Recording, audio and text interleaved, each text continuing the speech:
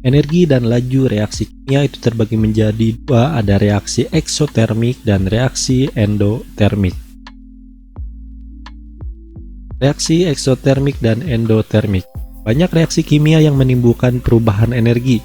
Perubahan energi dapat terjadi dalam bentuk, pertama panas, kedua cahaya, dan yang ketiga adalah bunyi. Untuk mengetahui apakah suatu reaksi melepaskan atau membutuhkan panas, dapat diamati dari kenaikan atau penurunan suhu di sekitar reaksi. Nah, ini gambar ilustrasi di mana ini adalah reaksi pembakaran pita magnesium dengan adanya oksigen di udara. Nah, ini adalah contoh reaksi yang yang menghasilkan panas. Reaksi eksotermik adalah reaksi yang menghasilkan energi panas, ya. Kita garis bawahi, eksotermik itu menghasilkan panas atau disebut sebagai reaksi eksotermik. Reaksi eksotermik ditandai dengan adanya kenaikan suhu di sekitar tempat terjadinya reaksi karena energi dikeluarkan. Contoh reaksi eksotermik yang pertama adalah reaksi netralisasi, kemudian reaksi pembakaran yang menggunakan bahan bakar, minyak dan gas. Yang ketiga adalah pembakaran magnesium, dan yang keempat adalah respirasi. Semua contoh reaksi di atas menghasilkan panas. Contoh reaksi pembakaran magnesium. Magnesium plus oksigen itu akan menjadi magnesium oksida dan energi. Nah, energi inilah yang disebut dengan energi panas. Maka contoh pembakaran magnesium ini termasuk ke dalam reaksi eksotermik atau yang menghasilkan panas. Walaupun membutuhkan energi panas di awal agar reaksi mulai terjadi, namun energi yang dihasilkan dalam bentuk cahaya dan panas lebih besar. Sehingga secara keseluruhan reaksi ini adalah reaksi eksotermik. Proses respirasi juga menghasilkan energi panas untuk menjaga tubuh kita tetap hangat. Dalam proses respirasi sel terjadi reaksi kimia sebagai berikut. Ada glukosa ditambah oksigen itu akan menjadi karbon dioksida, kemudian ditambah air dan energi. Energi ini ya yang akan menghasilkan sebuah energi panas. Reaksi respirasi merupakan suatu reaksi katabolisme yang mampu memecah molekul gula hingga menjadi molekul anorganik yang berupa CO2 dan H2. Respirasi adalah sebuah proses pengambilan oksigen untuk memecah senyawa organik menjadi karbon dioksida dan H2O serta ini adalah rumus dari reaksi respirasi. C6H12O6 ditambah 6O2 akan menjadi produknya adalah 6CO2 kemudian 6H2O dan energi. Reaksi endotermik. Reaksi kimia yang membutuhkan energi panas disebut reaksi endotermik. Apabila reaksi endotermik terjadi saat kalian mereaksikan zat, maka kalian akan merasakan suhu gelas kimia menjadi lebih dingin karena reaksi kimia yang terjadi mengambil panas dari sekitarnya sehingga suhu sekitarnya mengalami penurunan. Contoh aplikasi reaksi endotermik ini ada pada reaksi kompres dingin pada chemical cold pack ya. Jadi atau yang disebut dengan amonium nitrat intinya.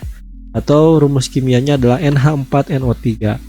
Senyawa ini bersama terkandung dalam kantong plastik yang telah dikemas seperti pada gambar ini. Nah, namun amonium nitrat dan air dipisahkan oleh suatu tabung tipis. Nah, kemudian saat kamu meremas ya kantong ini, tabung itu akan patah sehingga terjadi reaksi antara amonium nitrat dengan air. Nah, yang membutuhkan panas ya sehingga membuat kantong menjadi dingin lalu digunakan untuk reaksi endotermik pada fotosintesis. Reaksi endotermik yang sangat penting bagi kehidupan adalah fotosintesis ya. Tumbuhan adalah makhluk hidup yang bersifat autotrof yang memproduksi sendiri makanannya dalam bentuk glukosa. Keistimewaan tumbuhan adalah memiliki zat hijau daun atau klorofil yang dapat menyerap energi dari matahari. Tanpa klorofil, reaksi fotosintesis tidak dapat terjadi. Apabila tidak ada reaksi fotosintesis, maka hewan dan manusia tidak akan dapat peroleh glukosa. Nah, tidak hanya menghasilkan makanan, dalam proses fotosintesis juga ya tumbuhan itu bahkan memanfaatkan karbon dioksida yang dikeluarkan oleh kita manusia dan hewan yang merupakan zat buangan dalam proses respirasi.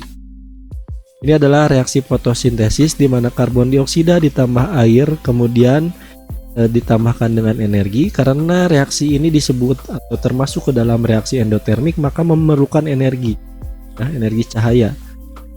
Kemudian akan menjadi sebuah produk glukosa dan oksigen, atau rumus kimianya 6CO2 ini karbon dioksida ditambah 6H2O ini air, kemudian ditambah energi, kemudian akan menjadi sebuah produk yaitu glukosa atau C6H12O6 tambah dengan O2 atau 6O2 itu oksigen.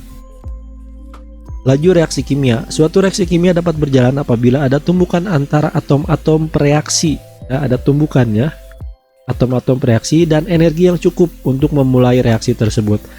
Energi dapat diperoleh dari tumbukan antar partikel. Nah, energi ini disebut sebagai energi aktivasi, yaitu energi minimum yang diperlukan untuk memulai suatu reaksi kimia. Simbol untuk energi aktivasi adalah EA. Nah, reaksi dapat dapat mulai berjalan hanya jika energi aktivasi telah dicapai. Seperti telah kalian ketahui, dalam suatu reaksi kimia, ketika reaksi bertumbukan maka akan terbentuk yang namanya produk.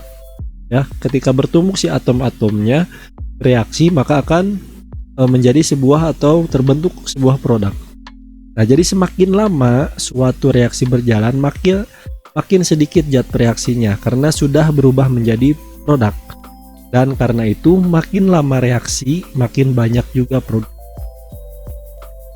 Definisi laju reaksi. Laju reaksi didefinisikan sebagai perubahan banyaknya reaksi yang berkurang dalam rentang waktu tertentu, atau bisa juga berarti perubahan pada banyaknya produk yang bertambah dalam selang waktu tertentu. Dengan kata lain, laju reaksi adalah perubahan jumlah reaksi atau produk dalam selang waktu tertentu. Jadi jumlah reaksi ini akan berubah menjadi yang namanya jumlah produk atau jumlah reaksi.